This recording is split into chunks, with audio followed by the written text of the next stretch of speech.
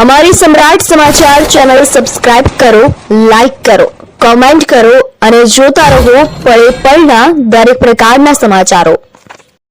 અમરેલી દામનગર શહેર ભાજપ મહામંત્રી પર જીવલેણ હુમલો। ધારાસભ્ય જનક તળાવિયાની હાજરીમાં બ્રિજના ખાતમુહૂર્ત વખતે ભાજપના જ નેતાએ પ્રકાશ તજા પર હુમલો કરતા અફરાતફરી। દામનગરમાં આજે એક રાજકીય કાર્યક્રમ રક્તરંજિત બન્યો હતો।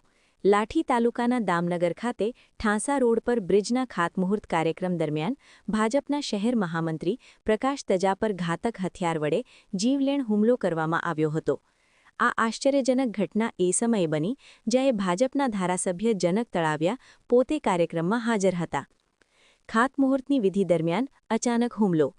ઘટનાની વિગતો મુજબ સવારે 10:30 વાગ્યે જ્યારે બ્રિજ નિર્માણની ખાતમુહૂર્ત વિધિ ચાલી રહી હતી ત્યારે જિલ્લા મધ્યસ્થ સહકારી બેંકના ડિરેક્ટર હીરાભાઈ નવાપરાએ પાછળથી આવી અચાનક પ્રકાશ તજા પર હુમલો કર્યો હતો। ધારાસભ્યની હાજરીમાં જ બનેલી આ ઘટનાને પગલે સ્થળ પર ભારે અફરાતફરી અને નાસભાગ મચી ગઈ હતી।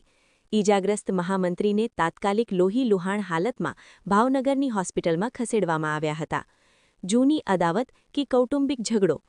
હુમલા અંગે ધારાસભ્ય જનક તળાવિયાએ જણાવ્યું હતું કે હીરાભાઈ ઠાંસા ગામના વતની છે અને આ હુમલો કોઈ રાજકીય કારણોસર નહીં પરંતુ અંદાજે 1.5 વર્ષ જૂના ફેમિલી પ્રોબ્લેમ અને વ્યક્તિગત અદાવતને કારણે થયો હોવાનું પ્રાથમિક દ્રષ્ટિએ જણાઈ રહ્યું છે।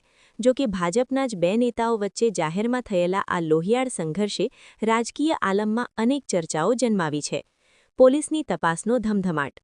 ઘટનાની ગંભીરતાને ધ્યાનમાં રાખીને અમરેલી જિલ્લા પોલીસ વડા સંજય ખરાત સમગ્ર મામલા પર સીધી નજર રાખી રહ્યા છે। ડીવાયએસપી ચિરાગ દેસાઈના માર્ગદર્શન હેઠળ દામનગર પોલીસની ટીમે સ્થળ પર પહોંચી તપાસ શરૂ કરી છે।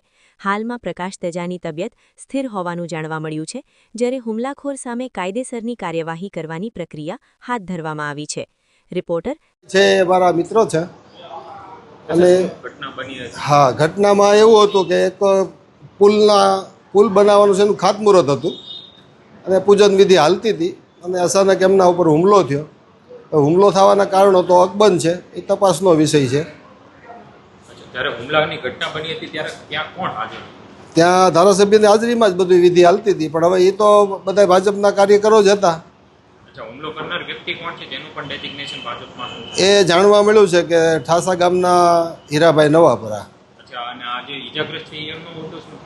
એ છે દામનગર શહેર ભાજપ મહામંત્રી। જ્યારે હુમલાની ઘટના બની ત્યારે કેટલા કાર્યકરો હાજર હતા?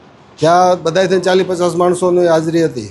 આ બનાવને લઈને તમારું શું માનવું છે? શિસ્તબદ્ધ પાર્ટી છે આપણી, તેમ છતાં હુમલાની ઘટના બની। હવે ભાજપ રાજકીય હુમલો થયો છે, કોઈ વ્યક્તિગત કાંઈ મુદ્દો છે એ તો હવે તપાસ થાય ને હું બહાર આવે છે ત્યાર પછી ખ્યાલ આવે। આ ઘટનાને લઈને ફરિયાદ કરવામાં આવશે? ફરિયાદ તો કરશું જ। હુમલા કરનાર વ્યક્તિ પછી ત્યાંથી ભાગી ગયા? હા, એ પછી ત્યાંથી નીકળી ગયા હતા। અને કાર્યક્રમ હાજર હતો એ સમયે હથિયાર લઈને આવ્યા? હવે હું તો હાજર નહોતો પણ બીજા એવું કીધું કે હથિયાર તો એના હાથમાં જ હતું એમ।